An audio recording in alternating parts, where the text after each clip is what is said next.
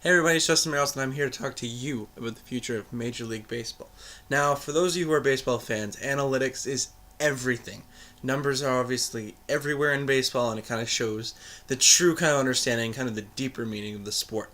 Now, for those of you who do love analytics, I'm going to keep some numbers up there, but for those of you who don't, I'm going to be spitting a few numbers, and I'm just going to leave them down below in the description there, just to kind of get them kind of going and you understand. Anyway, so we're going to talk about average age. Currently in baseball, the average age for the player is about 28.67. That being about 5 months younger than about 10 years ago, where the average age is about 29.1. The oldest team is the Toronto Blue Jays. They're about 30.7 years old, and the youngest is the Cincinnati Reds, which is 26.4 years old. Now, the average draft age in the major leagues, you can start at 17, but the fact that you have so many older kind of players is the fact that it takes them a long time to get through to the major leagues. Now, for those who can actually do it, it takes about 15% of all draftees to less than 3 years to get into the majors, which is something kind of really rare. And it takes the majority of them about 4 to 6 years to kind of get to the show. Just kind of showing with age here. Of the 15 oldest teams in Major League Baseball last season, 8 of them made the playoffs, and obviously the Cubs and Indians, both of them there, AL champion, NL champion, World Series champion, just kind of showing that.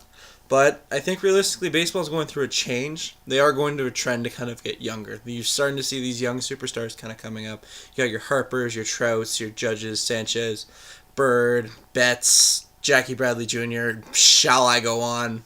The millennials are kind of taking over, and you're really starting to see that with this game. I think realistically, that's kind of something that's just been going on quite a bit.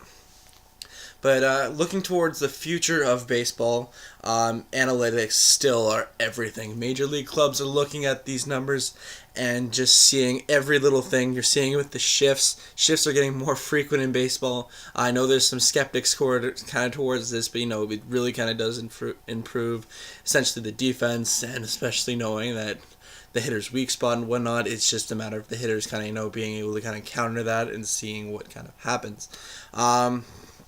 Other than that, there has been some changes that Rob Manfred has been trying to implement on the game, and honestly, I don't think that they're needed at this point in time, because if you look at some stuff like maybe shortening the season or trying to save time during games, it's not really necessary. You're really just kind of pissing off the fans. Stop trying to maybe apply kind of gimmicks and just try and keep with the fans that you have at this point in time. See, baseball's in a really good spot. You're not like football where you have to deal with potentially concussions or anything like that, or something that kind of serious. But you have this young talent coming up, and what's really kind of cool is you get to see all the international talent kind of coming up. We got to see this in the WBC last March, and I think realistically those 16 teams, all great. None of them really are. Some of them aren't really considered really kind of traditional baseball markets, like Israel or Colombia or even Canada, maybe Mexico. But I think realistically, just seeing these countries grow and develop individually has been something truly kind of remarkable with that. I mean, you get your still kind of stereotypical U.S.-Japan kind of face-off in the final. And hey, first time ever U.S. won the World Baseball Classic. It took them a while, but they ended up doing it. Also, kind of looking at baseball, you can see potentially expansion. Obviously, Montreal might be an option. Portland seems to be an option. There's a few other kind of cities here and there that would be like, hey, the future of baseball is strong in there. I think realistically going forward, it's a bright future of baseball, and I don't think that they should really kind of been doing anything to kind of change or affect that in any way, shape, or form. Baseball's great the way it is, so hopefully you get the chance, understand and kind of deal with it. But the youth movement is truly making this game a lot better, bigger, faster, stronger.